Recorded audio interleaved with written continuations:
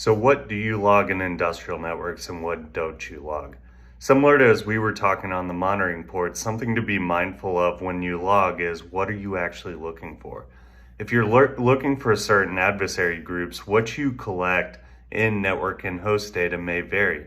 If you're like, hey, what do I need from Windows event logs? What do I need from things like the Windows registry, things like network packets? Where do I need, again, to what we were saying on sensor placement, where do I need to put sensor to get that data? What you need to collect is going to depend on the hypotheses if you're threat hunting that you're actually looking for, or an incident response, oftentimes the incident you're responding to and the data you need to go through the stages of incident response.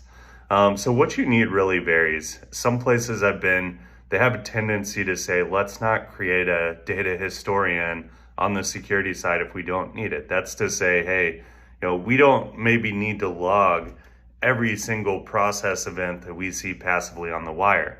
Now, on the flip side, if you're looking for certain ICS attack techniques, you may need to get into granularity. What are the file names that are getting sent across firmware uploads? In some industrial protocols, you can see the function code of the firmware upload.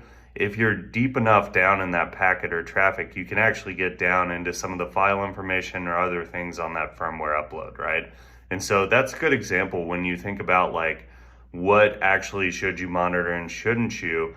Some of it does come down to like a base level, that baseline that you want to see in an environment, but some could also come down to what is that granularity? What are those details I want to see that are going to answer the analytical question I have, whether it be on that proactive threat hunting side or reactive incident response side.